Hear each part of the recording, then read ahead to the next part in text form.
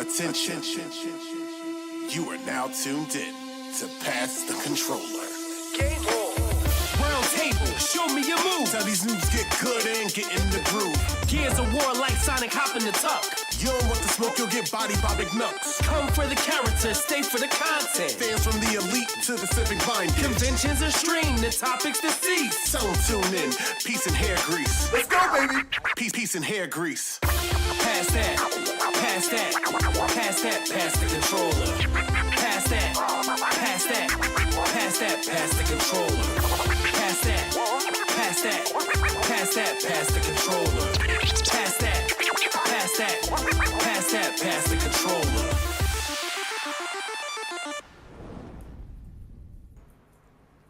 Yo, what it do, people? You already know, man. It's a brand new episode of Pass Controller. That's right. We're live, man. Listen, it's such a glorious episode. But one thing I gotta do, man, we got to give our condolences. We actually lost a very dear loved one. For those that know, we want to actually give a moment of silence for the Perfect Dark reboot, man. That has been canceled. I know, dude. Yeah, listen, I want it to happen, man. So we lost a dear potential, So we're gonna pour one for the homies. For Perfect Dark, man. I wish that was a thing. But listen, the show must go on, man, because today marks the halfway point. Because listen, we already know Game of the Year is going to be happening real soon, man. December 11th is when the show starts, man. And we got to talk about everything that's going on as far as what games we enjoyed so far. And then what games we can look forward to in the later half of the year. You already know who I am. I'm McNucks, man, the Salty's Gamer Alive, man. We got our amazing panel here, man. Smoke, what's going on, man? What's going on, man? I got a lot to talk about. And also, just give a shout out to Xbox on life support, man. We all know that. Dude, facts. We all know it's on life support. It's only a matter of time. And the doctor, man, he's a quack. And, giving that smirk and saying, it's going to be all right. What? Xbox is going to be fine. Catalogs. What? It is what it is. Dude. But anyway, I got a lot to talk about, especially with one of the contenders for Game of the Year. Oh, yeah. I'm going to get my review on it shortly. And I'm going to pass the controller over to the one and only Civ. Oh, what it do? Yeah, it's your boy Civic back, man. Happy Yes, sir. It's been too long. Got a lot to cover tonight, but yeah, ready to get Is to it true it. is it true that you got possibly cast for the Street Fighter movie? Dude. No, I didn't get a That's phone. a guy? You know what? I would be the only one that they could cast to actually make any kind of semblance of sense at this point. Man, that's a weird cast. Dude. Who's confirmed for that? Like Everybody's confirmed, yeah. Yeah, who is confirmed? Because I see some stuff. Some people say like, oh yeah, they got Dustin Rhodes or whatever. Cody Rhodes as Guile. Yeah, that's confirmed. Guile. Yeah, that's confirmed. You know what I'm saying? They got the only logical one is who's playing Chun-Li, man. I forgot her name, but that's the only logical one. You know what I'm saying? You know what's so funny? This was a better tangent. It's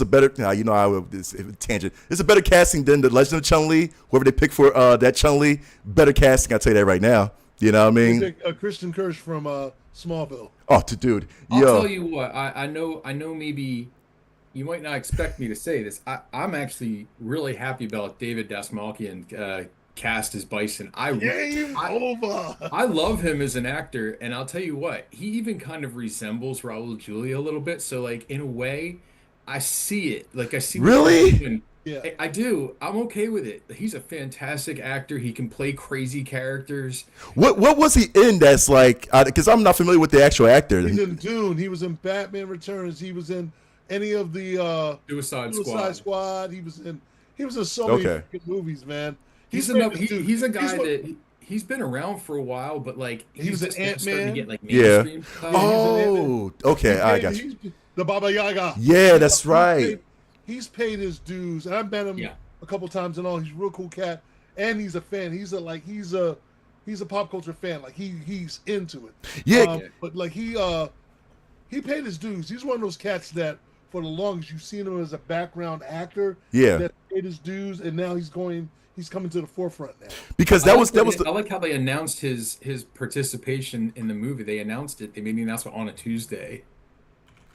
Ah, They did. on the Tuesday. I picked up on that. It'd be like the day they announced David Dastmalchian as M. Bison was the most important day of your life. But for me, it was Tuesday. he was. Oh, that's right. And he's on Dexter Resurrection also. Well, I don't act. But yeah, he's paid his dues. I'm really, really happy for him. I'm really happy. So you got him. Here's the thing, because we know what we're gonna go. Listen, we're gonna pass the popcorn, people. The only thing Jason Momoa as Blanca, which I guess I mean, like, yeah, He'll right. probably do his version of Blanca. No, I thought he was Akuma. No, he was Blanca. No, it's so it's my boy Roman Reigns as Akuma. Oh, From WWE, yeah, Roman Reigns. Which honestly, I see that. I see that. You know what I see perfectly? I see 50 Cent as Balrog, because 50 Cent has he's a boxer too. But 50 Cent from maybe 15, 20 years ago. He's still jacked up. Yeah, he's still jacked up. Wait, you don't like that, Cass? I love that's probably the one that fits. Honestly, I feel like that's. Can I just ask a No, question? yeah, go ahead. Back in the day when they used to cast people who were actually martial artists to do roles, like one of them is a boxer. But 50 Cent is a boxer. That's what I'm saying. Like, he's. But they can get a boxer who's a boxer. Well, who would you get a name? There's no other. I mean, I don't know. Well, okay. So you could probably do. Mike Tyson. Oh no, Mike. Remember how they got like Grandel Bush for the first movie? Yeah. People recognize him, but he was the name that nobody knew. In fact, when I say Grandel Bush, people probably like, who, Yeah. You know him if you see him, but he wasn't known as like a boxer. But yet, like for the Rocky movies, they cast boxers like for some of the parts where it's like it looks more authentic. Like somebody, I mean, yeah, to me, 50 Cent doesn't look like Balrog. I'm sorry. Well. What do you see? Here's the thing. So here's the thing, because he's already jacked, right? 50 Cent's already jacked for his age. You know what I'm saying? Not saying like his age is important, but Mike Tyson's he's still jacked. Anyway, besides the point, he's still jacked. I like 50 Cent too. I do too. Nothing against him. Get Rich or Die Trying was a great movie. Yo, you know what I'm saying? Like, dude. So my thing is when like the art of boxing, like, yeah, you remember, like you said you would pick somebody who is like a martial artist, and a boxing. Yeah, he does box professionally before he got into his rapping and all that stuff too. Like, he did that. So it's like, why not? You know what I mean? Like, he also is an actor. You can't get somebody like who's that guy that can't read in the boxing ring? Who's my guy that can't read? What's his name? You can't narrow it down at all. Yeah, I know. It's a lot of boxers, but no, it's like you can't get like like an actual like who can't act unless you get like Jake Paul or something like that and paint him black. I don't know. Well, you know what I'm saying? I'll be honest with you. If it's cool if they get 50 as Balrog, but what they have to do to make it right, they have to give him the haircut with the little tongue. Yeah. That's all I ask. Can they put some semblance of care into the characters this time? Like, give Sagat the eye patch on the right eye, not the wrong one. Right. Make it so that like, maybe Guile is an American as per his actual character.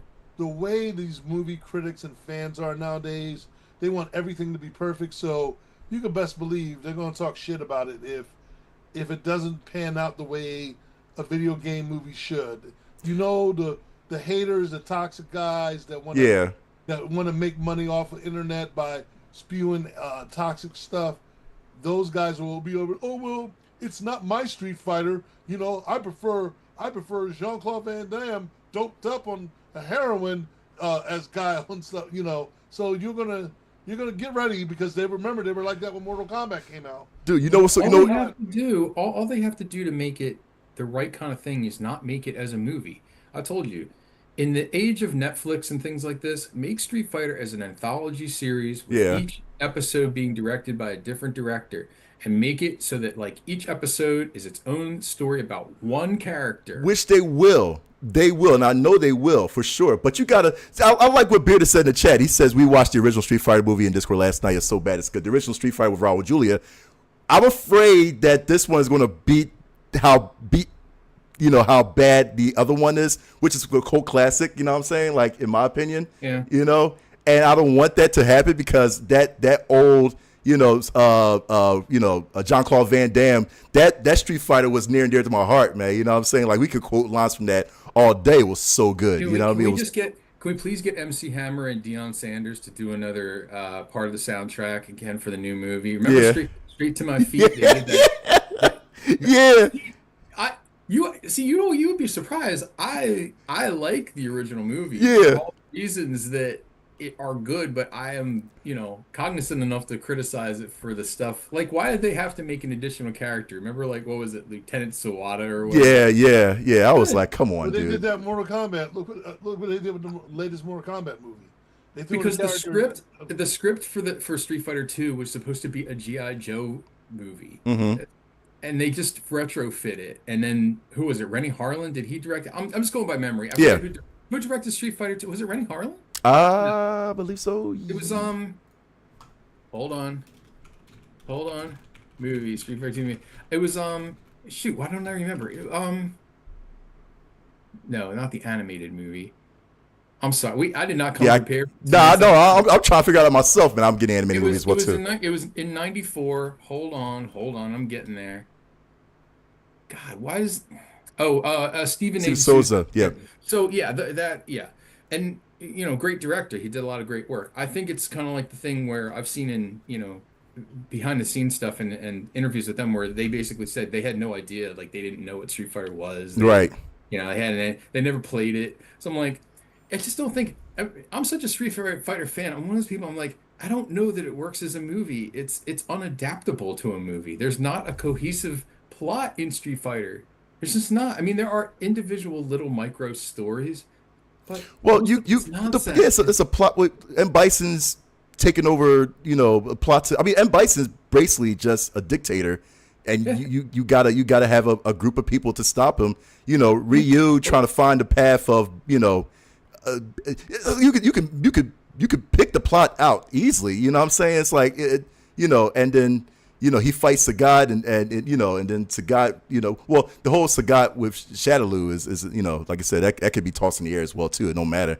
I mean, Sagat can be. But I hate when they throw in these stories about like, yeah, they're gun runners, and like first they got to go through like Vega, who's like he's a lieutenant in the mafia who controls gambling operations. Like, where are they getting this from? Yeah, I know they try to. Listen, I'm looking forward to, like I said, seeing how like this movie just unveils, man. Especially Cody Rhodes as Guile. They're gonna give him like a makeshift, kind of the freaking haircut like that. I can't wait to see Cody Rhodes, with that hairstyle, man. It's gonna be so dope, man. So, did either of you watch the Until Dawn movie? No. Nope. I had no interest. No. How was? I love the game too much. The game was amazing. The movie. Remember how like when we saw the movie The Thing, and we saw like the new movie The Thing, and not to spoil anything, but you realize that the timeline is different. It's not a remake. It's in the same timeline, right? But it's different.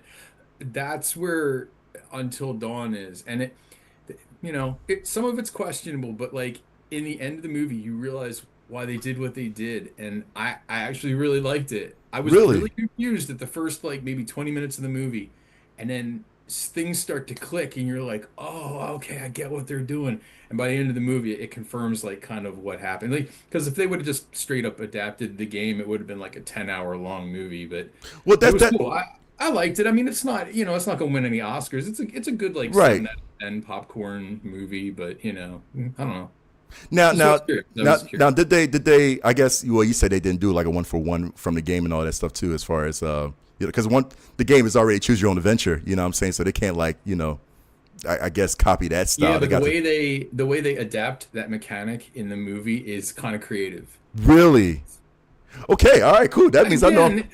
Again, it's not going to be up for Best Picture or anything like that. But just like I thought it was cool, and the set pieces and the kills and the effects were really top notch. So yeah, cool. Chat. They said the kills were hilarious. So I'm like, yeah. I almost look at it like it's got like a little bit of a blend of like Final Destination and maybe Saw. Okay. Like maybe a little bit of that, but yeah, it was cool. Again, don't overthink it. Just go in and say, hey, it's just gonna amuse me for an hour and a half, hour 45 minutes, and it is cool. Yeah, Got so, you. All right, I'm gonna check that joint out then. Bet. All right, cool. Because I was yes, like, ah, check man. that, John. But that was Passive Popcorn. Of course, we're going to get back into segment here with what we've been playing, and of course, leading to the halfway point of the game of the year. So, yo, Sif, I got to start with you, man, because I love the game you chose. I mean, I've been playing this for a minute too, man. So, walk with us about the game you've been playing, man. So it's funny because we have a mutual friend who suggested this game to me after we talked about Space Marine 2 last time. Mm-hmm. So I've been playing Warhammer 40K Dark Dark Tide. Tide, I love And that game. I hadn't even heard of it. Like I played the other, all the other 40K games. Like I played them, and this one just like it didn't release for PS5 until quite late last year, but it was out on PC like back in like 2022. So for me, it just kind of flew under the radar. But it's like a squad-based first-person shooter. Um, of course, I'm the ogre, and I'm this big character, right? So the perspective I have is like this top-down. So I'm this big character. But anyway, Right. I digress. So it's a four-player squad-based cooperative shooter. You're going through these different missions here. You're basically like, it's like the Suicide Squad equivalent of like the 40K world. So Right. you're not a space marine, you're not all decked out, you don't have the most modern weapons. You're literally like a bunch of rejects who are pulling out, doing these like impossible missions for the Emperor, on this like whole redemption quest. Graphically, man, this game looks amazing. I love it. I think it looks amazing, plays super fluidly. The dialogue in the game, like the banter between the characters, is amazing. There's like endless amounts of dialogue too. I don't know where they recorded it. I don't know who the voice actors were that did this, but like the characters are going kind of like always talking back and forth to each other and giving Yeah, I commands love the to dialogue. each Yeah. other, and like you always hear like it's a very chatty game, but it works so well. It's really cool. So they'll be given like play by play to each other and reacting to different situations in the game. So I was really blown away by that. But like, you're obviously using a lot of melee weapons in this game. You're using, projectile weaponry. It's the same kind of stuff as you would like kind of expect, but like the Right. kills and the gore of this game, it's just so over the top. It's nuts, as you can probably see by this video here. So, again, it's like it's like Space Marine in the sense where like you're going from a waypoint to a waypoint doing different menial tasks and then you exfiltrate and that's it. But in between it's just so much fun. The levels themselves, they're not quite as long as Space Marine 2, which I actually kind of like because I find Space Marine 2 levels like to be like sometimes a little bit too long, like Mm-hmm. it will take like an hour, or in this game they're like it's maybe like half an hour, to play through. Maybe less, it depends on how fast you're going. But the Right. idea is you're working together, cooperating with the other people in your squad. Um, so yeah, no, it's a lot of fun. It's not a super expensive game. Like it was on, I downloaded it digitally. I forget what I paid for it because I started playing this maybe about a month ago. I don't know, maybe it's like $30 game, something like that. But like, it gets really good support. They've been adding on to stuff. They recently added a whole new class of a selectable character, so that's in there. Yeah, it's pretty fun. Yeah, Nux, I didn't know you were playing this either, but we should jump on this, man, at some point. Yeah, dude, I was playing this a while ago too. Now, chat did ask a beer that said, "Have you played Vermintide?" I did. I did. I played Vermintide and I played Necromundo on PS4. I'm trying to think like the more recent ones I've played. Like I try to like get all the 40K games because I just love that series. And I know Right. Moke is a fan, obviously. And he's, so I think it's kind of like it's one of those franchises in the video game world where it's almost like universally loved. Like I don't hear too many people like say, "Oh, I hate the 40K games. They suck." No, they're all cool. It's just different formulas that work well, but like they all generally follow like the same mythos. They're all part of this massive universe with all this lore and everything. And Yeah. um, so it's really cool. But yeah, I mean, like it's gonna sound crazy. I've had more fun playing Dark Tide than I did Space Marine 2. I like Space Marine. Okay. I like Space Marine 2, but I find it's a clunky game sometimes. Like it's not they ask you to do these very difficult, very nimble attacks and things and always balance and stuff like that. And your character is always sluggish because they're big armored Yeah. characters. And I get it. They're It's going the for like realisticness. Yeah. feel. But this game is more of like has more of a traditional sort of like a first person shooter feel. So like when you're playing Space Marine, and that's a third person game, so Hmm. it's play different. The game mechanics different. The game engine is different. And I love Space Marine 2. I love the game. It's fun. But I just find this Dark Tide is just, I don't know what it is. It just appeals to me. It's just a Right. down and dirty game. I love the fact that the characters are like unrefined and they're like, basically like a bunch of like, dregs of society and all. It's just cool. I dig it because it's not what I'm used to in like the world of Warcraft. So or Warcraft, Warhammer rather. Yeah. Yeah. So yeah, it's pretty cool. I definitely dig it. So yeah, check it out. I mean, it's not a perfect game. Like, some of the stuff is like a little bit repetitive and things like that. But like, I don't mind. I know what I'm getting myself into with it. So it's fun. Absolutely. And Chad's like, yo, you're gonna have them re-download it again, man. Like seriously. It was fun when I played. Honestly, dude, that's probably what Dark Tide was the one Warhammer game that I was invested in, man, that I had so Yeah. much fun with. You know what I mean? So yeah, I definitely totally agree with you on that one. Like definitely play Dark Tide if you have it, Chad.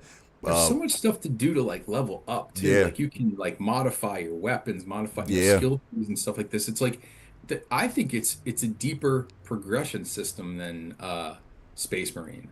I really do. I Mm-hmm. mean, I almost think that it's factually so because in Space Marine you get a skill tree, but it's kind of limited. Like you only have like a certain number of attributes you can activate at a time. Right. Whereas this one, it's like you build a full skill tree. It's almost more like Borderlands, honestly. Right, So. right. If you like Borderlands, check out Dark Tide. It's much the same, but it's probably like a little bit darker. Yeah, absolutely, man. I like that too. Like I said, you Yeah. maybe want to get back into it, man. Yo, absolutely. Smoke, man. You've been playing a game that's getting a lot of buzz this year, man. And of course, we're going to talk more about it, man. What have you been playing, Smoke? I've been playing the lead up to one of the biggest games this year, Death Stranding 2. Mm-hmm. Hideo Kojima really outdid himself with this game. I had my hesitations at first because I'm like, well, there's parts of the game, the first one that there were some parts of the game that, while I liked the story in the first one, it was dragging because of the fact that you're going from one. It was almost like a walking simulator. This one, the sequel to Death Stranding, basically throws that all out and revamps it. It gives you a highly engrossed game, graphic wise, story wise. They basically rewrote the whole thing. Mm-hmm. And even though it's coming off of the heels of the first one, this time around you get to do more. It's more action packed. The stakes are higher. When you're making deliveries, it motivates you to want to go out and do deliveries. Not only that, but as you're doing these deliveries, it's not as far or long as you think. As you progress in the game, as you level up, that's when it'll start getting a little bit more challenging. But just like you see right here, you can go anywhere. It's beautiful, man. Anywhere. Weather conditions changes throughout the game. If you have the right equipment, you can pretty much get to point A to point B. If you don't, it can affect you from getting frostbitten to like falling off cliffs and or sandstorms or earthquakes or what is it? Floods and stuff. The game is on so many different levels now. Kojima just like rewrote it and just made it a whole. I mean, I'm only skimming the surface. We were just talking about some of the stuff you can do, from kaijus to BTs to. I mean, seriously, Kojima really unlocked the code and said, "How can I make this a way better? Mm-hmm. How can I make this game where it's gonna draw more people back in?" It's paying homage to Metal Gear Solid on so many levels. There's so many nods to Metal Gear, and again, you will want to level up. There's so much stuff, and then they did it in a way where you link up with people that are playing the game, where you're building stuff and you're leaving stuff out there to help other players and stuff. I'm glad it kept that. Yeah. Game, like you're seeing right here in the thing, like you can go anywhere in this game as you're moving. You move along with the music. The music goes with the beat up. This game is so freaking detailed. Oh my God. You can take, if you wanted to go straight through story, you're cheating yourself because there's so many side quests where you can level up. Not only just level up, but you get so many different weapons. Mhm. So many you can train. There's a VR station where you're at, and you can train to learn how to use your weapons and gain points and level up. They try to make it as there's certain aspects, and I won't say easy, but they'll make it where once you get adapted to the gameplay, and you figure it out, I'm telling you, you'll have a lot of fun. Vehicles. Oh Vehicles that they yeah. have in this game, but not, and you don't have to wait 5 chapters in to get a vehicle. Right. Now it's like the vehicle, and then once you unlock the first vehicle, it's going to be like eventually you'll get another vehicle, and then before you know, once you open up the world, the world building and all in the game, once you open up certain sections, other players are going to leave cars, vehicles, motorcycles, ski jets, all that stuff for you. You're like, oh crap! You just give them a light, and you're taking off on that said vehicle. There's souped up vehicles that you're like, oh my god, I got a souped up vehicle already, and so let's say you're level 2, or you're level 2, Mhm. but someone left a level 4 or 5 weapon out there for you. You can pick it up and use it and leave it in your locker. Okay. And use it as many times as you want. Vehicle. If there's a vehicle that's souped up and you happen to get it and someone leaves it for you, you can use it all the way through. As long as you and there's a way oh my god. You hook up with this team, you can go anywhere even faster.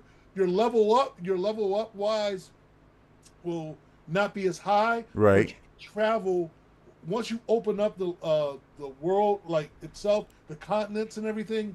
The game is so. I'm telling anyone that plays this game, side quest, I strongly suggest It's a must. any side quest that you can, because it will open up the game even further, which is going to make your play experience even better. Not only that, so when you're going back on main story, it's not going to be as challenging because you got the weapons, you got the equipment, you got the gear to take on anything. You see all these mountains that you see right here? Yeah. Oh You yeah. can cross any of this stuff. If you have the right equipment, you can travel. I mean, again, this game is without a doubt, a contender for Game of the Year, if not Game of the Year.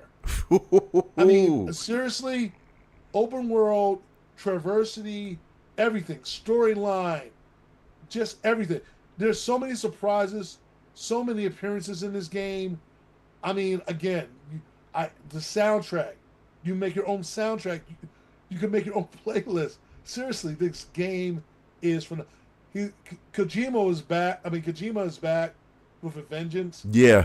And he's like, okay, I might not be doing that much from Metal Gear Solid, but I can guarantee you, you're going to be amped playing this game to a point where you're going to be like, Metal Gear what? Metal Gear who? You know? And it's ironic that Konami is coming out with this new Metal Gear game at the same time Death Stranding's out. And so, again, hey, Kojima's going to be racking up dollars in his pocket. Yeah. The other. But I cannot stress this. I had my worries about this game. I'm so glad that I was incredibly wrong. I have been playing this game nonstop, every chance I get to play. And I'm on this game for hours because I'm doing so many side quests. And again, I thought I was going to be turned. And I mean, I'm like, oh my God, I got all this ground to cover. Man, with the equipment and everything I got, I'm like, man, I could do. And I'm telling you, wait till you play this game.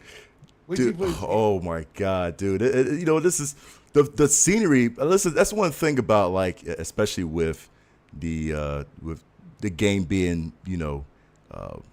nominated for Game of the Year, man. There's so many factors, man. You got to look at the uniqueness of the game, the storyline. You got to look at the visuals, man. I mean, this, of course, Death Stranding. You already know Kojima is going to tap into every category, that he could possibly can. There's so many. Listen, there's so many hidden things in this game, like from, if you want to sleep outside, you can sleep outdoors and all. Certain things might happen. From dreaming to, I mean, seriously, Kojima kind of thrown everything in the kitchen sink. Yeah. Don't say this. for those people that bought digital games and they think, even if you have, this is one of those games that I would tell you get the digital, but you want a physical copy. Right. This is one of those games that you want to own the physical copy, because again, this is up there. This is one of those replay value. There's so much more to do even after you play. I think Kojima's got some stuff in store. I'm telling you all, again, game contender, possibly game of the year. I'm calling that right now. Game of the year contender, possibly game of the year. Hey, you know what? I agree, because I mean, listen, you got to put, and anything Kojima puts out, man, is you got to put it on a list 100%. You know what I'm saying? Like, you know what? Kojima's that type of person, man. That's like, I don't know how to describe it, man. It's like one of those food chefs, man. It's like he doesn't make a dish, you know, another night. You know what I'm saying? Like this, it's like he puts the dish out, whatever special for the day. He's not going to make it anymore. So you got to go to that restaurant to eat that dish. You know what I'm saying? It makes any sense. Well, I don't understand when they were saying that people were playing the game, they were testing the game, and they loved it, and so Kojima went back in and changed some things. I'm like, what did he change? Yeah, because they said they loved it. Because it's a pretentious thing to say, and it's a Kojima thing to say. That's what. Because I'm like, come on. Like, I mean, don't get me wrong. There's some moments where you're like, how the F am I going to get through this chapter? And there are so many ways to work around it. Oh my God. Like, you can go through this one, you can go through any parts and you're like, okay, I'm going to run into these creatures and all. Or do I want to avoid them?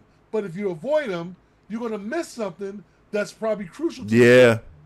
So you're like, okay, I'm telling you, when I found out about a certain thing that you can do in this game, I was like, oh no. Kojima, for those old timers or old heads like myself that love old school kaiju from Ultraman to Godzilla, trust me, all that kind of stuff. Don't tell me, dude. I really want to. I'm not saying that. But I'm just saying that it's one of those kind of. I'm visualizing it right now, Smoke. I think dude, I'm visualizing it right now. I think what you're telling me. When you hear the soundtrack, again, for those people that are in the know, when you hear certain music and all, you're going to be like, yo. Yeah. What?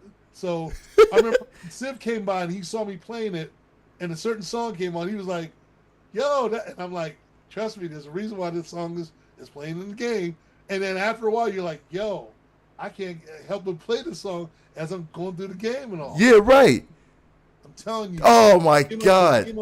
Even if there's parts where you go outside the network, like your soundtrack will stop playing. Mm-hmm. But as you progress, like through the course of a trip, they'll throw you another album. They'll throw you another song. Right. Add to your playlist once you open up the network. It's one of those games that I'm like, wow, he really learned his lesson from Death Stranding 1. Right. It graphic wise, it really makes Death Stranding 1 like you're playing a PS1 game. Mm-hmm. That type of level. And you're like, when that game, when Death Stranding 1 came out, it was before its time. You're like, oh, you can't, how's he going to top this? He topped it. He topped it. Yeah, see, that's what I'm saying, man. Like stuff like that, man. Just like, cuz, dude. A lot of twists and turns in the story wise. A lot of twists and turns. Yeah. You're sitting there like, what did I just see? Hold up. and see, that's the thing too. And we talked about that even, pre-show.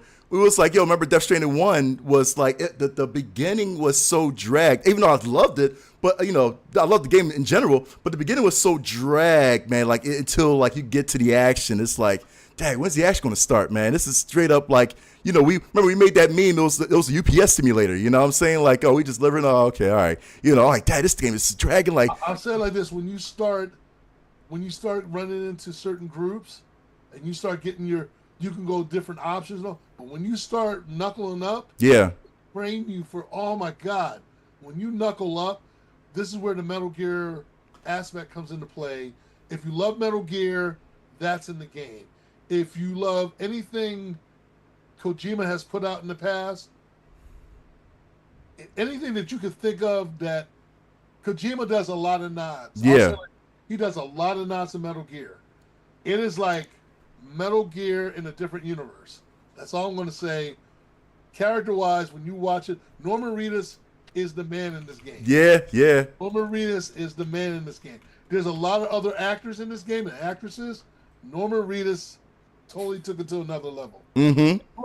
Troy Baker, I got to give him his mad props. Troy Baker is phenomenal in this game. I mean, 100%. Again, without giving anything away, play the game. That's all I'm going to say. And see, that's the thing too, man. It's you got to look at when we talk about, like, especially when we talk about like Game of the Year and all that stuff too, like with this game in general, Death Stranding 2, and how powerful it is. You got to look at certain factors to consider, man. I mean, you got to look at the critical reception, man. Is how is it graded? Now, right now, it's 89 on Metacritic, you know what I'm saying, which is a very high score. You got to look at popularity and player engagement, you know, that captures a large player base, man. Of course, Kojima got a cult. I can say that he has a gamer cult in all of us, man. We are part of Kojima's cult, you know what I mean? Like, anything he pushes out was confusing to us. Remember we was talking about, like, a couple years ago, man, how Death Stranding was like, what is this, that Kojima? And we was like, we got to play it anyway, you know what I'm saying? Because that's how Kojima works. Kojima just, like, kind of has us all wrangled up, man. No matter what obscure game that he puts out, we got to play it anyway. I mean, it shows in the trailer. In this game, he's got a puppet that he rolls with called Dial Man. Yeah, that's right. And the way when you see Dial Man's talking and all, it's like he looking his character, the way the animation is on him, it's like something out of Into the Spider-Verse. The way he's talking, his movements, and all, while everyone's walking and moving around in real time, when you got Dial Man talking, and it's like, wow, it's like you're looking at part of Into the Spider-Verse, the way you're looking at, again, these characters that and you'll understand, like, okay, how's this person back, and why is this person back? How did this person come back? They break it down. They give you a reason what happened. Yeah. How's it? What happened in that span of time since the first game? Right, right, and that's why I love it too. And what's so cool about it, they give you a major recap in the game. So as you're playing, you can recap at any time to see what happened in the last game, and they'll tell you exactly and show you. Which is great too. So that means that anybody that's new into the Death Stranding universe, you had to play Death Stranding 1? No. Like I said, the recap is going to help you out, man. That's what I love. I was like, crap, I got to play. Some people are going to be like, I got to play Death Stranding 1. No, you don't. No, you don't, man. Just get into 2. Kojima just put out, maybe a week ago, a 6-minute trailer for Death Stranding 2. Yeah. If you see that trailer, if you haven't wanted to play Death Stranding 2, that trailer will make you say, oh, I got to go play this game. Holy crap. It's on the PlayStation Network, and I know it's on YouTube, but 6-minute trailer. Dude. And I'm sitting there like, oh, shit, I covered all this. And I'm like, and I'm at 79 right now. I'm at 79% to completion. That means I'm hitting all side missions. Yeah. So many missions. I love when the 6-minute trailer, it is the last point, I love when the 6-minute trailer, man, doesn't explain the whole plot of the game. As I remember talking about that with somebody, man, going back to the movies, like a 6-minute trailer of Superman already told me what the movie's all about. I was like, crap. I was like, why I got to go see the movie? Actually, no, it doesn't. It does. Listen, we got. You didn't see the movie. You told me you didn't see the movie, right? No, I'm saying it does. I didn't see the movie, but I know what it's about. I'm like, after that whole trailer, I was like, no, actually, I know what it. Actually, it really doesn't. It doesn't? I gotta see. Man, listen. No, you only thought you knew. Some people were like, "Oh, I thought it was going to be like this," and people were like, "Oh, it's not.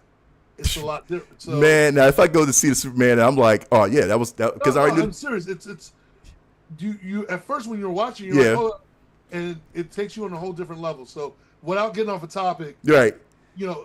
I know what you're saying when it comes to trailers. Mm-hmm. The biggest problem with trailers, with video games, movies, they give too much away. Yeah. I like it when they take stuff out of or they don't say anything. There's a new trailer right now called Weapons. Right. About these kids that rolled out their house and they leave everything else. You have to try to figure it out. And the person I went to the movies, they were like, well, what's the movie about? That's why it's a trailer. Yeah. Go see the movie. Right. They're not going to tell you in a freaking trailer. Yeah. But, but then if you don't believe in the way I look at it, if you don't believe in your product, whether it's a game or movie, you're going to do everything in your power to show as much as you can to sell your product or movie. Right. If you do it in a way where you're leaving it up to a point where you're like, okay, it's making you think, what is this really about, without saying anything, that is showing that, okay, I believe in my product enough. Well, I don't have to put out 5 trailers. But if I'm putting out these trailers and I'm going to put out 5 of them, I'm surely going to get everyone trying to figure out what's going on. Fantastic Four trailer, all you've seen is these TV highlights and these TV. You kind of know the premise, but you don't know the full premise. Mm-hmm. Again, I like stuff like that. Leave it up to the imagination. Let the person. Video games, it's the same thing. I'm reminded of the very first, the only trailer I think they ever had, the only commercial they ever had for the original Matrix movie back in '99 Mm-hmm. was a link to a website that said, "What is the Matrix?" That was it. That's All the right. stuff, Hell of all a the stuff marketing that tool. they could have shown, all the clips they could have done, spliced together, all the set pieces, all the visuals, and they didn't. It was a black screen with green writing said, "What is the Matrix?" And it led you to a website, and there wasn't much on the website either. And it was Like Larry wow, Fishburne, what is they had this? Larry Fishburne's audio voice saying, "Unfortunately, I cannot tell you what the Matrix is. Yeah, You have to find out." brilliant. And that's so dope. That's what I love. I love that, man. Even the trailer for the original Zack Snyder's Watchmen was one of the best ones too, Yes. because Mhm. all it did was show the origination of the Mars clock. Right. That sequence, that was it. And people were like, and then they showed the bloody smiley face pin. Yeah. Right. That was enough. Well, I'm a even Watchmen when fan. they did the music video, and not the music, when they played Smashing Pumpkins. Yeah. Yeah. They just, and you didn't know what was it about. Doomsday Clock. Yeah. Yeah. Yes. Yep, remember. I freaking love that trailer.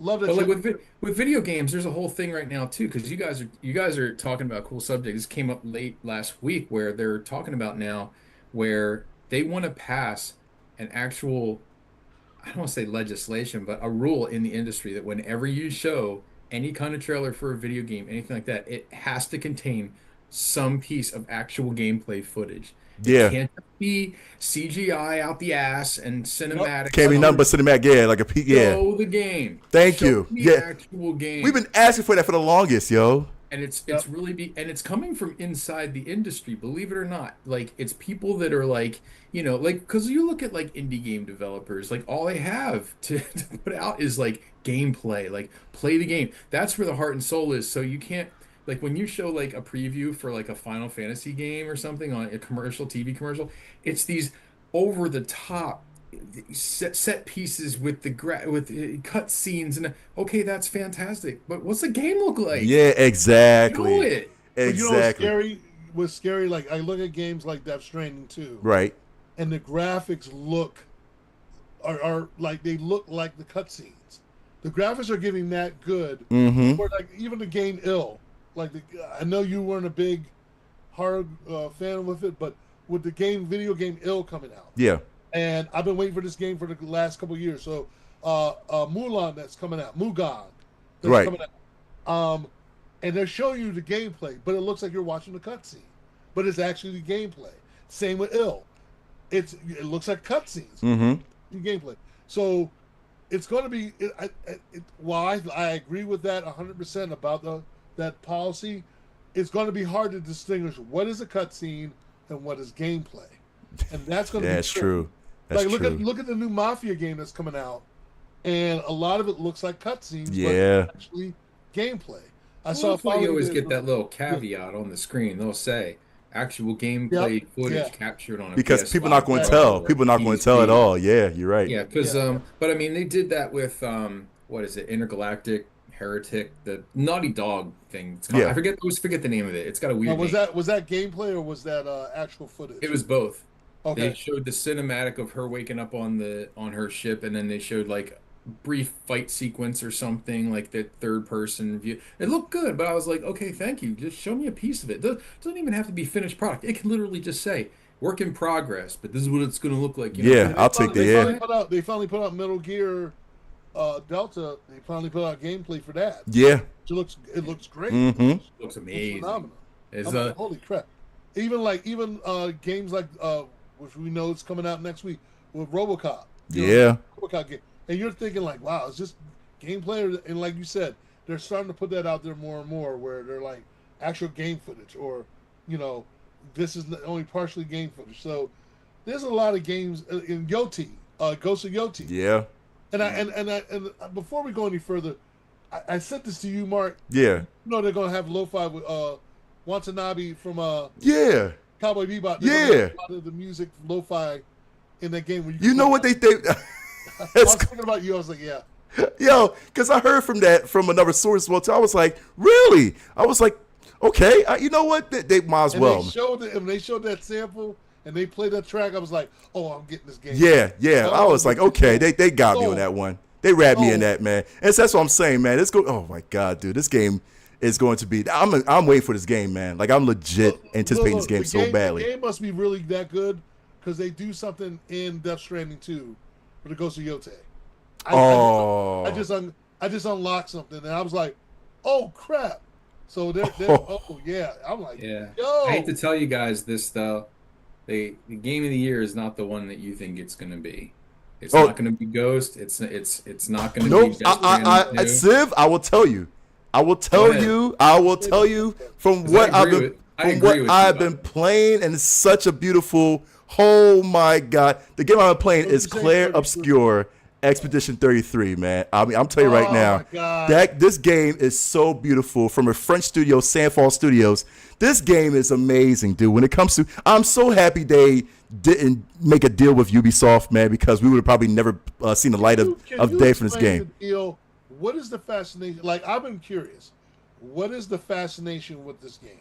So here's the thing. A lot of different things on it. Well, here's the thing, because not a lot of people. Here's the thing. If you, this game is a turn-based RPG, right? Turn-based action adventure RPG. Like Final Fantasy. Exactly right. Okay. You know, if you're not into turn-based, this game will make you get into turn-based, man. It's beautiful. But besides, I'll put it this way: Smoke. See if you played this, right? Have you played this yet? Yeah. Okay. I haven't played it. Okay, Smoke, I'm going to tell you right now, this game, the first 10 minutes, the storyline, and I really say, like, the game will capture you, however storyline is. The storyline goes, it gets you early, it does. The first 10 minutes, remember the Last of Us 10 minutes? You already know the Last of Us epic first 10 minutes. It's like, it drags you in the heart, right? It kind of touches your heart. Same thing with Claire Obscure, Expedition 33. The first 15 minutes will touch your heart, maybe like, oh my God. I need to play this game to see how this game turns out. You're already captured by the story. You're captured by the characters, man. But from Gustav to Lune to Mael, you know, and so it's there's already established characters. There's no customization. No, it's already established characters. Yep, already established characters. So basically, and everybody has their role. You know what I mean? So it's like you'll see which character is useful. Well, not to say everybody's useful, but you'll get the feel because you see, like right now, you got two characters on the screen, like with Gustav and Lune, right? But you have more for sure. You have a party. I think it's like 6 total. I believe that you have. I think 6 total. But it's the customization between the weapons for each character and the way that if you level up your weapons, the features that it unlocks after a certain level, like level 5, you unlock this thing for this weapon that maybe boosts up your crit rate. You know what I'm saying? Or gives you like an epic elemental attack, man, that is very useful for this boss that you're going to fight, and that's really pressuring you. You know what I'm saying? And it's just so good. I mean, the storyline. I talk about storyline a lot. I could talk about how easy it is. The game. I'll put it this way. I like when games it kind of walks you a little bit, but then it lets go. It's like when your parents put you on a tricycle or a bike. It says, "Hey, I'm gonna push you a little bit," and then it just lets you go. Like, go ahead, you got it, son. Go ahead and ride on. This game is like that. So it will tell you a little bit like, yeah, this command, this features and all that too, but it doesn't hold your hand for so long, man. Like after probably the prologue, you're on your own. You know what I'm saying? Like, listen, you got it. May God be with you. But when you understand this game, when you get the feel of it, because it's not like, oh man, I'm stuck. You know what I'm saying? You're going to experiment. You're going to experiment with different, character features, character elementals. You know what I'm saying? And you're going to see what works for you. You're going to see what's the most powerful combo you can set up for each character. You know what I mean? So back to the story thing just quickly. So, like when you're vested in an RPG, like I grew up with RPGs. I Yeah. love 'em. One of my favorite genres of games. And, like a lot of RPGs, they get lost in themselves, like because they know that they have to entertain you and inform you for like 60 some hours Yes. at least. So a game like this, it's amazing. Like I found the storyline, it's probably the best RPG storyline since probably like either Final Fantasy 9 or like Golden Sun Facts. Facts. or like maybe the Persona games, I guess. But I mean, like for me, like this story is touching. You really will care. You know what game this really reminds me of? And I swear, I know people are gonna roll their eyes when I say it, but it has elements of Chrono Trigger.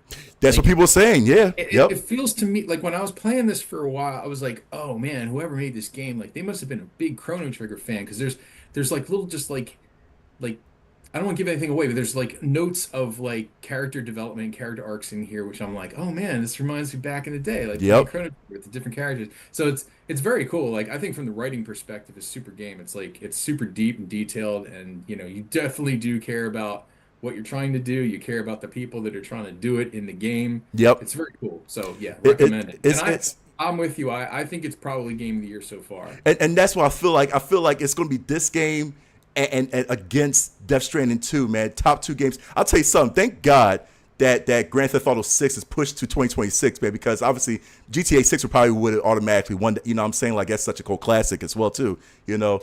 But these two games right here between Expedition 33 and Death Stranding 2 are so phenomenal, man. I mean, like I said, this is a great year for gaming. We always talk about that, but it's so unique, so unique. Shout out to the indie dev, like I said, Sandfall Studios for not buying into Ubisoft, man. They say like, you know what, we're going to do this ourselves. You know what I'm saying? Because this is a passion project for us, and this is such a beautiful passion project, man. Like seriously, I love the way everything, the fight features that you can dodge, you can parry in the way that your parry do automatic counterattack. Smoke, I swear to God, you will be addicted to this. When you finish Death Stranding 2, please, for the love of God, play this game. Just try this game out. I want you to try this game out for just an hour of it. You know what I mean? And even just like I say, you just like I just want to play. I'm not going to get into this game, but I guarantee after the hour, 2 hours, you will be hooked. I was like, I went to the game. I was like, man, I got to get another. I haven't been on a turn-based RPG game in a long time since Xenosaga, right? Or Final Fantasy, And I'm like, all right, well, let's see. You know what I mean? And then I just got legit hooked. Everything got me in. And I was like, where am I? I cannot. I stopped playing, and then after half an hour, I went back on and played it again because I wanted to get more of the story and more learn about more attacks. You know what I'm saying? It's so fun, this has to be it. This is going to win some awards for sure. Same as Death Stranding 2. You know what I'm saying? But this game, because I think this is for me, Halftime solidifies my game of the year right now. In this halfway point, man. It is so beautiful. So, chat, I know people in the chat is like, I haven't played Expedition 33 yet. That's all I'm gonna say. I'm glad I didn't show you. I showed you the combat, a little bit of the combat, right? You're going to meet a lot of the characters that you're gonna fall in love with, man. That you're gonna be like, oh my God. Don't get attached to any of the characters. I'll tell you that right now. So just a little heads up, But you're going to be, your mind's gonna be blown, as far as how the plot of the story goes, man. And Smoke, I'm gonna tell you right now, I can see you cosplaying a couple of these characters once you get into it. I can tell you right now. That's a tall order because. Easily. Don't jump into characters. Easily. Because I'm going to cosplay. I'm going to get back. I'm going to cosplay in a minute. But I'm going to get back into it because of this game, dude. That's what it is. That's how good this game is, yo. It is so good. So, yeah, chat, please. Again, when we talked about, like I said, with the categories for Game of the Year and what factors to consider, we talked about with Death Stranding 2. Critical reception, it was a 9.7 on Metacritic as well, too. The popularity and player engagement, I mean, this has been so hype. Everybody is I mean, this has been flooding social media how good this game is. The uniqueness and innovation as far as RPG goes, as far as turn-based RPG, is phenomenal. Like you never played a turn-based RPG until you played Clair Obscur Expedition 33. You know what I'm saying? Like, it's beautiful. So those factors mixed in, you got to nominate this game, Expedition 33, along with Death Stranding 2, for Game of the Year. You know what I'm saying? This year so far. You know what I mean? It's beautiful, man. So Yeah, Chad. Listen, we've been eating good this half a year, and this year's not even over, man. Better than last year. I'll tell you what, You ain't last year's lying. game it was the whole industry, the games and the stories coming out. It was a drag. This year's better. I mean, honestly, still room for improvement, like at the top of the hour when you're talking about the whole thing with Xbox, basically Yeah. laying off what 9,100 people, ending the Perfect Dark remake they were working on. That's a dead project. Man, what's going on with them? I don't know, man. Like I said, I always had high hopes for Xbox, man. You know what I'm saying? And it's like, yo, come on, we got to treat our devs better, man. That's why I always say, like, listen, if it was a message from me, I'll tell you that right. I'll tell you this for a lot of the indie devs or just a lot of devs out there that wants to get picked up by, like, these big corporations, man. Honestly, just do it yourself. Really, you can do it. You can actually do it. Just like Sandfalls did. It's like, you know what? We wanted to pitch our game to Ubisoft, man. And Ubisoft said, maybe we'll see. It's like, nah, I can't wait. I got to put this, It's project funny out there. because Sandfall doing Expedition 33 on their own and then eventually winning like Game of the Year, which it looks like they might do. Slap in the face. It's the same thing. It's the same thing as Saquon Barkley getting traded away from the Giants, the Super Bowl ring, baby. Because the Eagles, yeah, right, Super Bowl champs. Anyway, I digress. I can't, man. I mean, that was a good, good illustration for sure. I can't. Yeah. No, but like I said, for this year, we talked about, like, especially our favorite, games so far that we played. But of course, we're trying to figure out what you like as far as this 2025's gaming goes.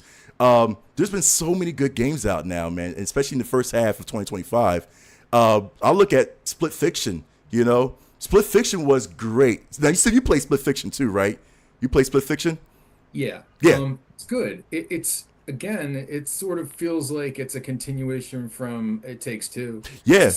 It's the same formula. You have two characters who kind of don't really get along. One of them is your typical American. The other one has the British accent, and they go along and try to like work with each other's disadvantages and advantages to overcome obstacles, and in the end find a deeper meaning within their own lives. Yeah. It's the same narrative, it's the same mechanics, but I mean, I personally, I think Split Fiction is a better game. I liked It Takes Two a lot, but I don't know. For me, I think that just like the pacing of Split Fiction's on point. I really Yeah, like for it. sure. And It's not going to be Game of the Year. yeah, what's so funny though? The funny thing was, before I played X33, I mean, I had Split Fiction as my lock choice for Game of the Year. Like, as far as like the uniqueness of the story goes. I mean, this is Haze Light Studios. This is Joseph Fares' baby, and this is something like, if it's not broke, don't fix it. You know what I'm saying? As far as his method of making these games where you got to play with somebody, you got to play with a friend, and it's a split screen, and it's just brings back the old co-op, or now you can do a couch co-op or online co-op effectiveness. So really, this is like really cool as far as like and I agree with you too. This is probably a better game than It Takes Two. You know what I'm saying? I love the way Split Fiction was made. You know what I'm saying? And I think it's the kind of thing where it's so similar to the other game, where it may get nominated for Game of the Year, but it's not dissimilar enough to warrant winning the whole thing. It's a rehash. And it's the same thing with Ghost of Yotei. It's going to be, and I'm sure it's a fine game, but Ghost of Tsushima already won. And same thing with Death Stranding 2. It was already nominated for Game of the Year, the original one. So I don't think Death Stranding is going to necessarily. You never know. You I'll be never honest with you, know. I think of all the games that are not Expedition 33, Death Stranding 2 probably has the best chance, but I still don't think it's good enough. I just don't see. I don't know. I mean, I know Jeff Keighley loves him some Kojima, so I don't know. Certainly it's a better game. I'm not ready to really chime in on the whole Death Stranding 2 thing yet. I'm not far enough into the game. I like it so far. Yeah, I agree with everything you guys said about it. I do think it's an upgrade. It's a better game. First of all, it's a better game because it's fun. Yeah. To me, Death Stranding, the first one, it just wasn't fun to me. I just wanted it to end. I just wanted to get through it. It felt like a chore. It was a slow slog with a weird story, and I didn't care about the characters really. I thought it looked great. I thought it had potential, but it just a lot of stuff it just didn't land with me. And I know people, some people love it, some people hated it. Yeah. I was kind of like in between, but I gave it like I think I gave it like a 6 or a 7 out of 10. I was just kind of lost at the end. I didn't know what was going on. I didn't know what the message was. It was something about like let's all get along as a planet and build roads together. Oh, for sure, yeah, that was a Packages. message right there. But like I said, that's why, like I said, the first one was a little bit dragging in the beginning. That's why 2 fixed it so much, man. You know what I mean? And that's going back to like certain games where, listen, I'll put it this way, man. You see like sequels or DLCs will still get Shouted Elden Ring. I guarantee that will get nominated because I mean that's a complete story. That's a complete separate story. It's not it's not like an actual complete like a separate game, but it's a separate story. You know what I mean, with enough content to be considered as a separate game itself. You know what I mean. So I can tell you right now that DLC will be nominated. A lot of people are gonna hate it, but it will be nominated for Game of the Year. Elden Ring, Shadow of the Erdtree. You know what I'm saying? That's how it is. So you look at those examples where now it's like everything's up for grabs. Don't matter what you do, you can put out a good DLC or put out just a something that has enough content, man, to be considered. So There's so much stuff that I don't think is going to get nominated. There's still good games. Like I don't see Doom Dark Ages getting nominated. I'm having that's a fun dark with it. horse. That's a dark horse, dude. Yeah. I mean, I love the game. It's fantastic. But I think even amongst FPS fans and Doom fans, it's kind of split. There's some people that are just kind of like they're kind of like it's just too different than what they used to. The story doesn't really it doesn't really align with a lot of the existing mythos. There's some things where people are confused about the timeline, including myself. I'm a little bit confused by the story, but I'm not through the entire game yet, so I mean, things will probably congeal before then and now. But I just don't know. I mean, I think if you're talking about like an original game that's like shooting the moon and has a really good shot, I would put if I had to put money on a game right now for Game of the Year, if I was like a betting man, it's probably Expedition Expedition 33. 33. Yeah, I'll say same thing too. But you look at a lot of people.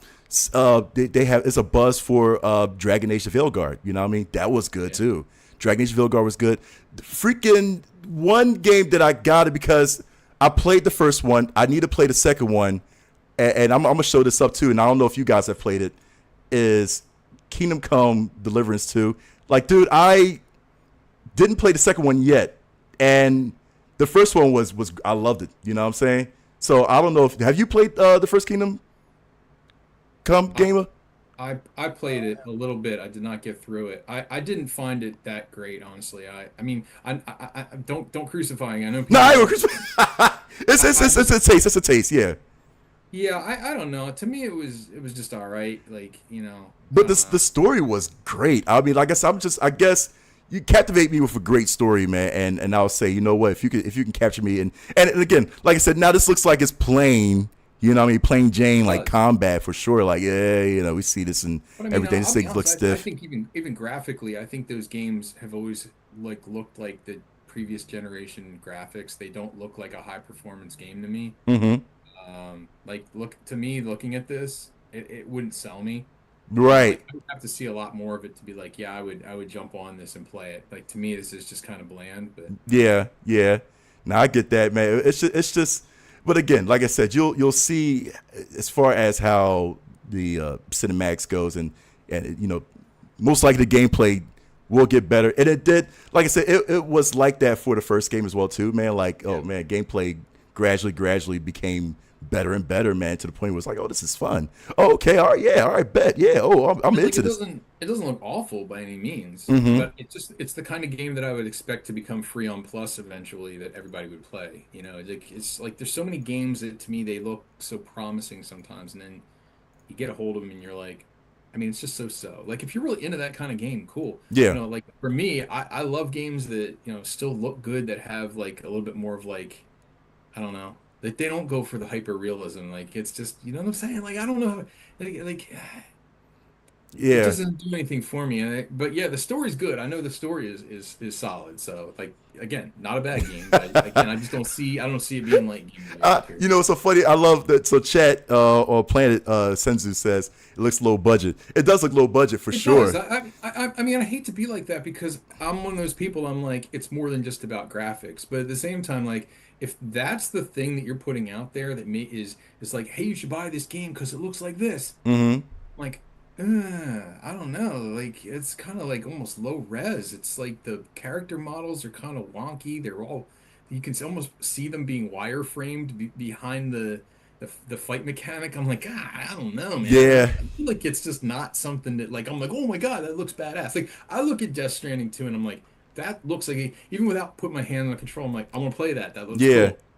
Expedition 33, same thing. Doom Eternal. Think these are games that like they look like they're fun. Like you jump on. Like to me, that looked very bland. I mean, Like you I saw said, yeah, I know, I get it. I'll put it like I said, it's one of those, it's one of those things. Like it's acquired taste, but it's a really good acquired. It's like, oh man, this, you know, you sip one little bit, a little bit of this beer, it's like it's nasty for sure. You know, you keep gulping it down, like, okay, yeah, all right, yeah, give me some wings for it, man. I like this beer. You know what I mean? That's how Kingdom Come was. You know what I'm saying? For me, I'm like, oh yeah, I like it. Yeah, give me another order of beer. You know what I'm saying? I'll take it down with my wings. You know what I mean? So that's the thing. Here's the funny thing. Now, I didn't realize this was eligible for Game of the Year because it missed the mark like by like maybe 2 weeks to be eligible. But y'all both played this. We've all played this. What do you think about what do you think about Indiana Jones and the Great Circle? That is also eligible to be Game of the Year. Wow. Yeah. fantastic, Yeah. What? fantastic. Yeah. Oh, Yeah. I think you said it passed. I'm like, oh, what? No, that's you're right, also you're that's right. eligible, yeah. Yep. Yeah. I agree. Yeah, and that That was was a sleeper. That was a sleeper hit. yeah. Yeah. And shout out to Troy. I feel that RoboCop is also going to be up there too when it comes out. Mm-hmm. Yeah, absolutely. Not just because of the price, but of the theme and the gameplay and how the people responded to the first one. Mm-hmm. You know, so yeah, I got a feeling that yeah, Indiana Jones definitely a contender. That was a fun I game, had dude. totally forgot that. Yeah. Yeah. Because they're coming out with the DLC. For That's that. right. Yep. DLC's coming out for Indiana Jones, and I'm like, oh my god, the adventure continues. So Yeah. Yeah. oh my god, so yeah, I'm looking forward. So yeah, that's a good point. That's what I'm saying. Like you got like it, even though it missed it, man, but it's like now it's eligible for this year. It's like, dude, we got like a stack of games that could be really good, You man. know, Troy will get probably voice actor of the year Oh, absolutely. What? Yeah, 100%. between Death Stranding, between Indiana Jones, him doing channeling what's his name, Harrison. Harrison Ford. Yeah. like he deserves as an actor. You deserve an award from that alone. I'm like, oh my Facts. When you God. get It's like you're watching Indiana Jones. Like, what the hell? yeah, Yeah. when you get recognition like that, especially from the actor himself, man, it's like and praise. You know what I'm saying? It's like, yo, come on, dude. You like I said, you gotta be one of the best voice actors ever, man. You know, just so Troy. Oh my God, I would love to talk to Troy one of these days, can man. Can we get a? I know it's not going to be a contender, but I got a feeling CD Project Red is going to be coming up with something big with the DLC that's coming up, the hot patch. Yeah. I got a feeling. You know what? That could be a thing. That could be a thing. You know what I'm saying? I shoot. You know, because I mean, you don't hear a lot of hype from CD Projekt Red. A lot, man. I guess. You they're know. hyping up this. They have a new patch, Witcher game in the pro. Oh, that's right. That's right. and That's they just right. They just announced season 2 for End Runners and all that. So Yeah. stuff is about to. I got a feeling CD Projekt Red is going to be coming back out the shadows and saying, "We got something for you." But when Smoke, I'm assuming you're probably going to play this game as well too. And this came out last month. Are you convinced with the altars, man? Like I don't know. I mean, this is like I don't know how you feel. started playing that. I gotta be honest with you. Death Stranding came out. That's kind of Just come on, man. the only other game that's coming out that. Well, the altars was like it was all right, but it was just like a lot of mechanical parts, and I love the theme. I love the premise of it, but when Death Stranding came out, I was like, okay, you know what? this and RoboCop, because even though I'm not, I got something to keep my time occupied. Yeah. A lot. It's going to. It's Death Stranding 2 and RoboCop is going to take a lot of my time. Right. Because I'm. And then you got Metal Gear coming up in August? Yeah, August. Yep. Oh my God! So yeah, I'm going to be kind of occupied. Yeah, because I was going to ask. I was like, man, I know you played this. Yeah, Smoker. I did. And from the premise is good. I just didn't stay on it long enough. I think I only played it for like 2 hours. Jeez, man. Okay. Yeah, and I just kind of like, okay, I'll get back to this, and I didn't show interest in. It was like It just didn't capture you. Okay. Graphic wise is good. The premise is good, but it's one of those kind of games you got to stay on top of your. You got to remember stuff. You gotta make sure, you got all these different. You're going to start making clones of yourself, and each one of them are going to have different personalities. You got to make sure you maintain survival. You're constantly, you're not really going to have a moment's rest. Right. Man. I mean, I do want to play this game. Gives you rest points. Right. They encourage that. They're like, yo, take a rest. Rest up. like we promise you the game. So again, I don't like games that constantly like, fuck, I can't. Nah, I get it. Yeah, I get it. Yeah. But I am looking forward to whenever that game comes out. I am looking forward to I'm looking forward to really Magag. I think it's called Magag. Mm-hmm. That's oh my God. They got some games coming out, and if it comes out this year, watch out. If comes out this year, which I doubt it. I think it's going to come out next year. But if it comes out this year, holy crap, man! Now, I'm not going to be ready for that game. For real. Now we talked about like upcoming games, like the second Ghost game will be coming out for sure. That's probably going to be hard hitting too, man. You know what I'm saying? You got to Ghost of Yote. Yeah. Oh, that's going to be another game. Game of contender. I can tell you right now. Yeah. Yeah, 100%. And then, honestly, I was worried when I saw the game of play. I was worried because I said, man, I said they came out with Assassin's Creed, and there's a lot of that's a different league, yo. I mean, no. But I mean, if you play, I played the game, so I'm like, okay, it flowed, but I'm like, how are you going to live up to? And Yote kind of like, okay, because there were certain little bullet points that I'm like, okay, same premise, right? Game, she's out for revenge. Like in Assassin's Creed, and she's going after this group, just like in Assassin's Creed, right? But then they started showing you the different ways you go about it, and I'm like, oh, okay, yeah. Different styles of fighting, even down to the film and all that. So I'm like, okay, what I would love to see, I mean, and I guess it depends on how well the game does. If they show you the connection between that and Ghost of Tsushima, and have a way where you can have a DLC or have both of them either crossing each other's paths, or you meet the older version of the ghosts and stuff. And not going to happen. They're 400 years apart. Oh, 400. Okay, so no, yeah, it's a but unless they do different that mystical, story. Right? Unless they do that whole mystical thing like they did with Ghost of Tsushima, there's always a way. The spirit of the ghost, or something to that effect. You never know. If that happens, I'm gonna say I called it. You said they bring it. They have that film mode, man. Smoke. You gave me. What's that? What's Kurosawa. Thank you. Thank you. Because I know Smoke gave me a copy of it as well too, like a long time ago, man. I remember watching that, man, like crazy.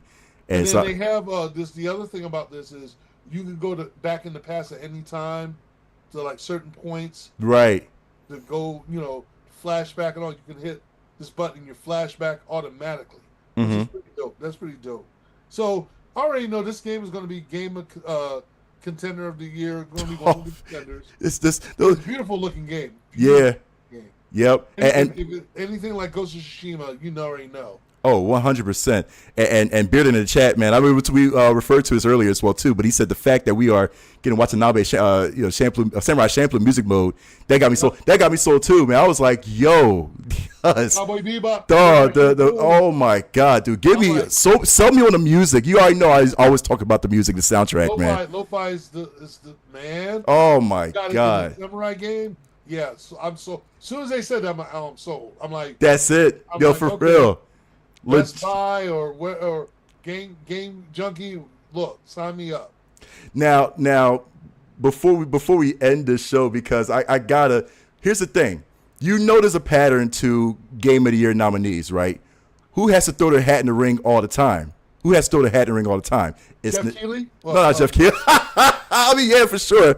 But Nintendo. Nintendo has to throw a game in there because they have to. They have to. They have to. So now, what? Mario open world battle course where Mario gets to, Well, no. Now this one, I know Civ should be foaming at the mouth because this should also be nominated when it comes out, and because you already know, man, it's freaking Metroid Prime 4 Beyond, dude.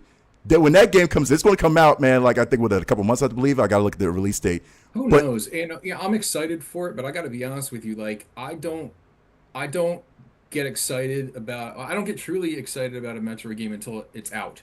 Like I never feel like a Metroid game is actually going to come out until I can get it in my hands. So I'm honestly. But you know it's coming out though. That's the thing. You know what I'm saying? I know, but we've been talking about this for years now. If not, it's almost been a decade, man. So I'm like. Well, that's what I'm saying. Well, we spoke it to existence, put it that way. And when they made that trailer, what was it? I forgot, like a couple years ago, something like that. Then it's like, okay, that was confirmed. You know what I'm saying? I'll tell you, Metroid fans will understand where I'm coming from with this. It's not a criticism of Metroid. It's a criticism of Nintendo's. Yeah, right. They're all over the place. They always, like if it's a Zelda game, it's getting top tier care from Nintendo. If it's a Mario game, it's getting top tier. If it's Smash Brothers or a Mario Kart game, they're always prioritizing those. Metroid always gets treated like it's like dirt sometimes. I'm like, yo, there's a massive fan base behind this game. Why don't you throw us a bone periodically? So it feels like finally they're like, okay, they had to restart that whole program. They had Prime 4 ready. Yeah. It was like at 80%, and apparently, Shigeru Miyamoto came along, or somebody said, it's not very good. Let's just scrap this and start over. Like, yeah, right. So I applaud Nintendo for doing that, but like we were left in the dark for a long time as a fandom. Like Metroid fans, just we didn't know what was going on. There were a lot of rumors and stuff, and so I'm glad. I'm happy for it. Like I don't know if it's going to be Game of the Year material. I'd love it to be. Well, that's the thing too. And now, mind you, Chad is putting a lot of Nintendo. So let us know what your Game of the Year would be like right now, and what you would think later on down the line with the games coming out would be Game of the Year for you, as well too. You know what I'm saying? Because we're gonna talk like real quick because it's as far again, like I said, Nintendo has to throw their hat in. They have to throw their hat in, man. It's either Metroid Prime 4 or it's freaking what we got, Donkey Kong Bonanza, which I mean that's fun in itself and all that too. But like it's a good game, but it's a launch title that I think it's not breaking new ground. It's cool, but I'm looking at this. To be honest with you guys, this looks like a GameCube game. Classified GameCube game, Civ. I'm so sorry. It's not out. Come on. I mean, dude, am I wrong? No, I mean I get. Well, see, looking at the visuals for sure. You know what I'm saying? Like, yeah, it's the cartoony. You know what I'm saying? Like, not everything got to be like total movie cinematic. I mean, yeah. I understand. It just doesn't. It's not doing. My point is not that it's not a good game. My point is it's not breaking new ground. It just looks like a lot of the same stuff that Nintendo does. I'll put it this way, Civ. Look at which called, man. God, what one last year, man? Astrobot. Same thing, right? Would you say? To a degree, but there was never an Astrobot game that was nominated for anything before, so it was a first time for that specific franchise on that specific console. So, I mean, I'm just explaining why that is the case. Like, there have been other Mario games that have certainly won their share of things. Right. I still consider Donkey Kong as a Mario franchise game. So it's a typical Nintendo product, which is great. It probably plays great and it's going to be a lot of fun. It's not anything, it's not a knock against the game itself. I'm just Right. telling you, it's not going to be nominated for Game of the Year. It certainly won't win it. I It's nothing that's sitting there like people are like, oh my God, I can't believe because of this thing, this is what's, put me over the top. Most Switch 2 players that I've talked to, mm-hmm. granted, they're a little bit older, but a lot of them have even said that this isn't even like a must-buy game for the Switch, and Fair, yeah. that's saying something because there haven't even been that many Switch 2 games. Right, So right. like, I don't know, like I mean, it's probably fun and all, but I'm looking at it, I'm like, okay, I think we've seen this kind of stuff before. It's not anything where I'm sitting here going, oh my God, my mind is blown. That's the problem. Look, the longer we go on with Game of the Year type stuff, the fewer options you have to Yeah. like reward great games. Remember when we had this conversation? Nick was on here. He was adamant about Spider-Man 2's Game of the Year. Spider-Man Mm-hmm. 2's Game of the Year. And I told him why it wouldn't be. And he was getting kind of mad at me. And I just simply I'd take little man under my wing and be like, yo, it's too similar to another game that won Game of the Year. This specific paradigm, this specific formula has been rewarded and deservedly so. Spider-Man, first one, deserved it. Spider-Man 2 is the same game, and I'm not knocking it. It's taking the Yeah, thing that's yeah, for very sure. successful For and sure. it's giving you more of it. That's fantastic if you're a fan, but you can't make the same damn game and win another prize for it. It's the same thing. I love Ghost of Tsushima. I love it. That's one of my favorite games of all time.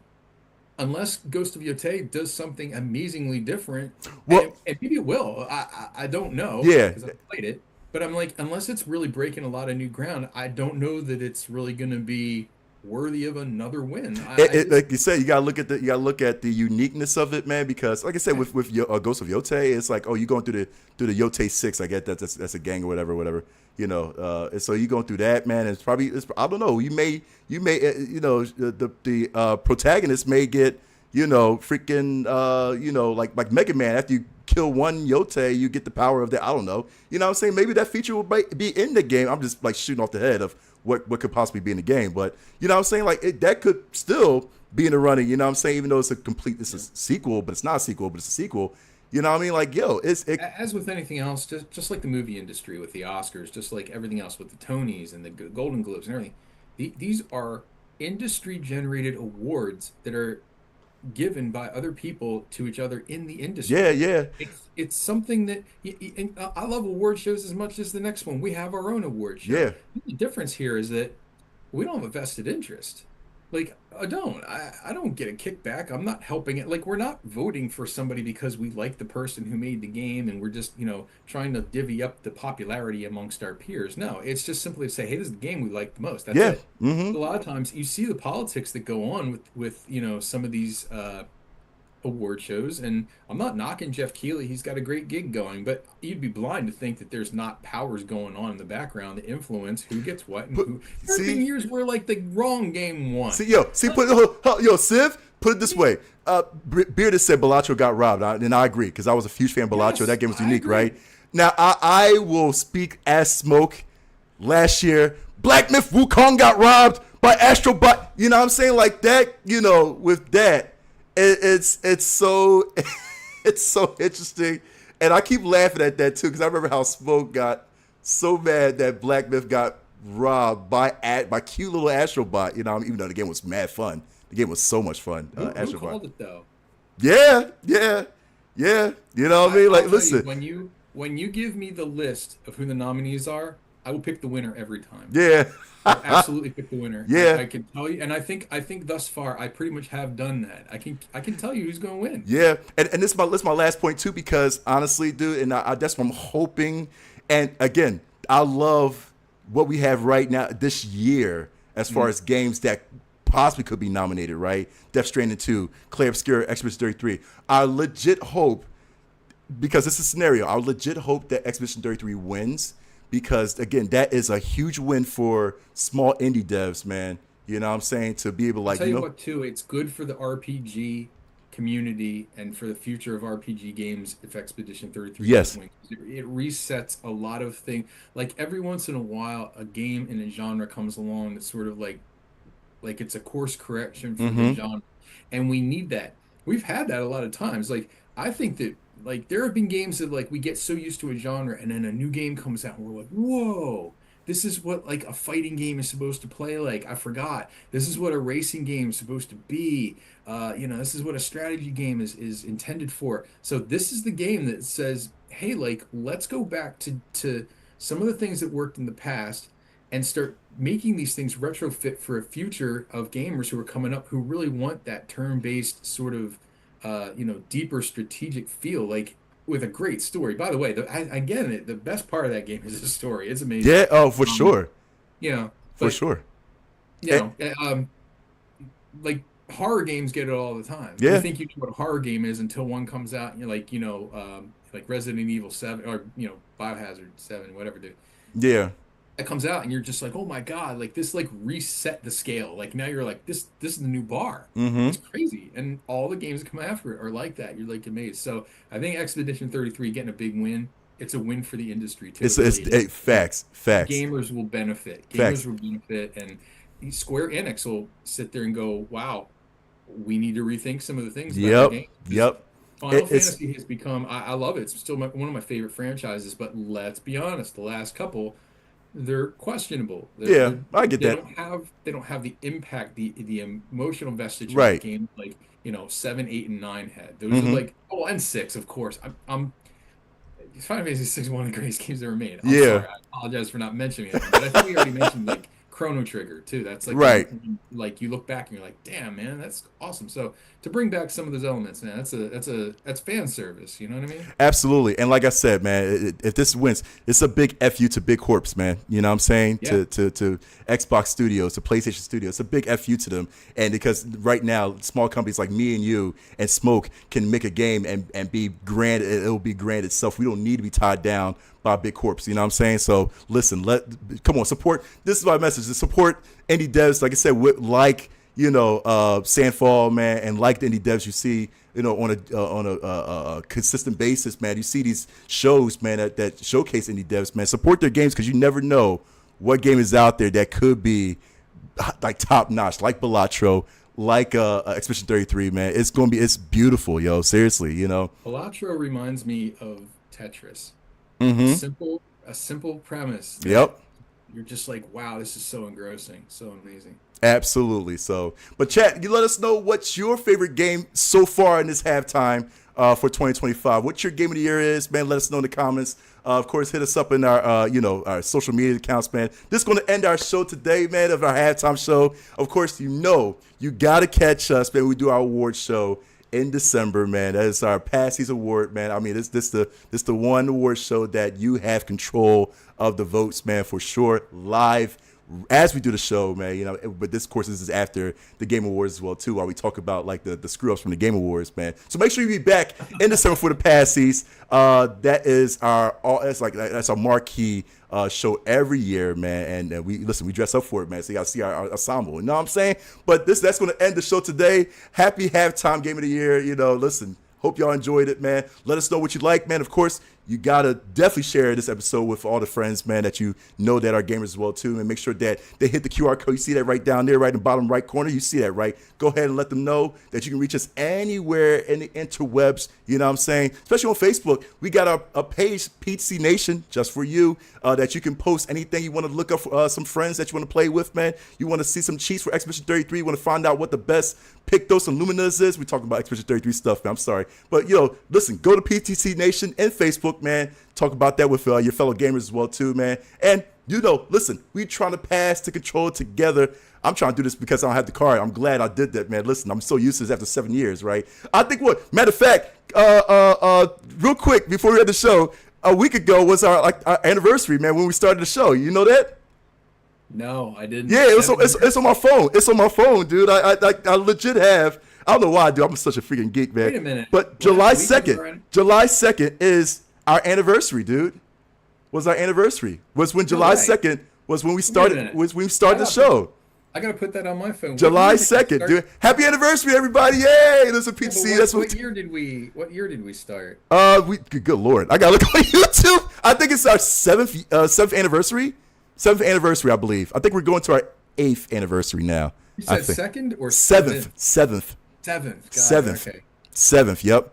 So All right. yeah, happy anniversary. Thank you. I love that, Chat. Thank you so much, Chat. Listen, happy anniversary to everybody. You know, we're going to keep it going strong. You know what I'm saying? I realized because I forgot, we did that after I came back from E3. And we was like, yo, we got to start the show. That was after E3. E3 was in June. And I said, we got to talk about games in July. July 2nd I was got our a quick first. question. Are we older or younger than Grand Theft Auto 5?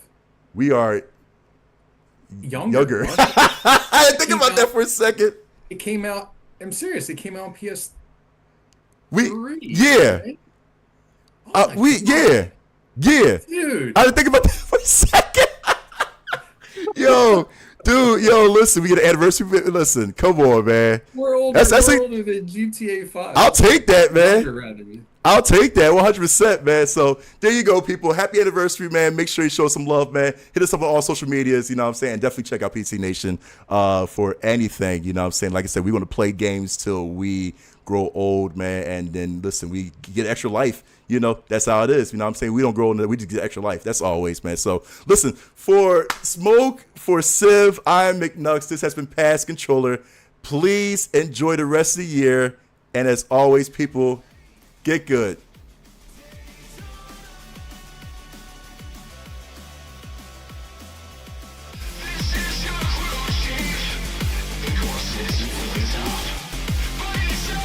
I can tell you are. You're like falling off the screen there. All right, when you guys.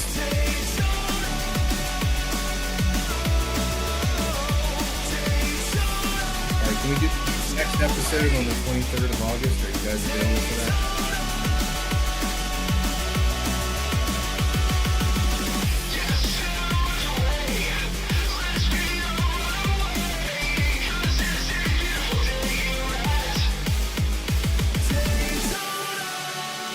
So what year that makes it 20